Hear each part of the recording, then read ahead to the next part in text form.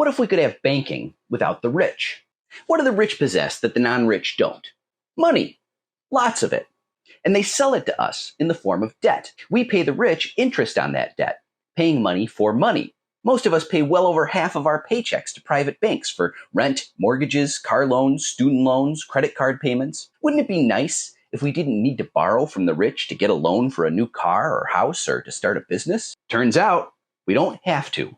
The answer is public banking, and it's already been working for more than a century in America. In North Dakota, of all places. Back in 1919, a populist political organization called the Nonpartisan League won a majority in the state legislature. Don't ever say you can't change anything by voting, and created the Bank of North Dakota, BND, the only state-owned bank in the country. The BND's job, according to its charter, is encouraging and promoting agriculture, commerce, and industry in the public interest. Their goal from the outset was to free the state's farmers from becoming debt dependent on the big private banks in the Twin Cities, Chicago, and New York. Since World War II, the BND has been turning profits over to North Dakota's general fund, frequently saving the state from budget shortfalls. In 2011, for example, the bank contributed $70 million to the state budget. Ownership is the key difference that sets the Bank of North Dakota apart from other banks. The traditional private banking model is set up to enrich its owners, the shareholders. By contrast, public banks are owned by the public, the people who live in that state or community that the bank exists to serve. And the people of North Dakota are well served by the Bank of North Dakota. That's why North Dakota, one of the reddest of red states, continues to operate what amounts to a socialist enterprise. Even though other banks and Republicans might loathe its existence, the BND is far too popular and helpful to kill off. That's because the Bank of North Dakota exists to serve the public, not to extract profits for the rich.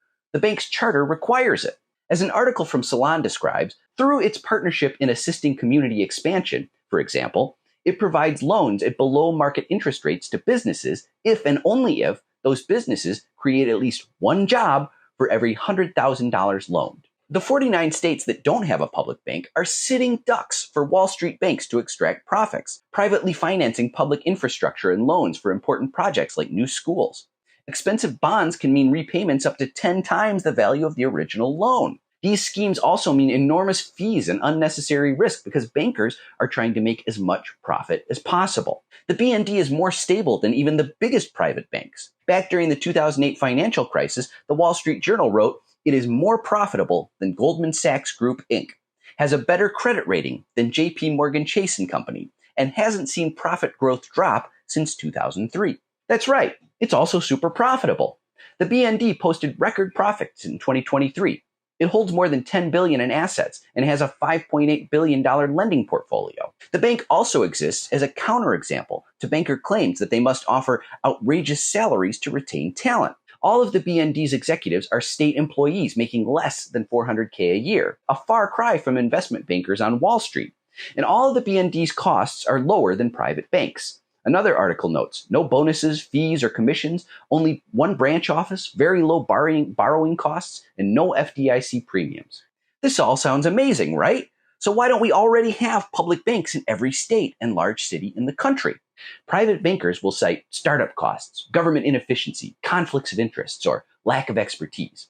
As one industry spokesperson told Vox, our position hasn't been secret. We're opposed to the concept in general. That's putting it mildly.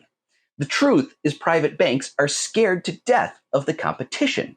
As writer Ellen Brown said, the public banking model is simply more profitable and efficient than the private model. Profits, rather than being siphoned into offshore tax havens, are recycled back into the bank, the state, and the community. Public banks could easily compete private banks right out of business. Fortunately, the BND has already survived a constitutional challenge that went all the way to the Supreme Court back in 1920.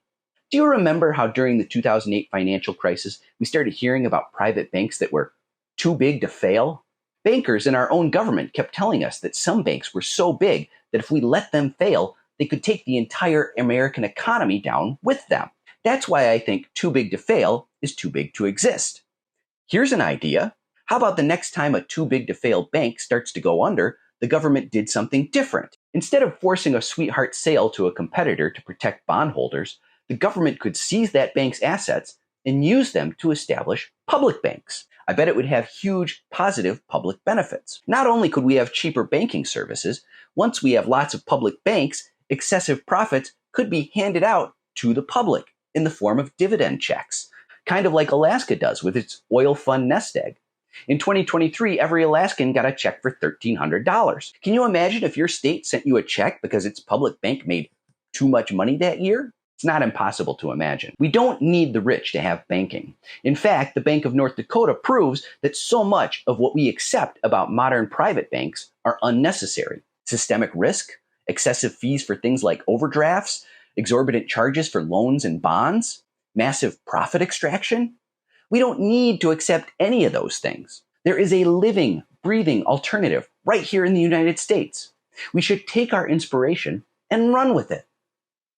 Please give a like, follow, favorite, repost, and follow my link tree to sign up for my free Substack, where you can get more detail in every post. Let's make them pay.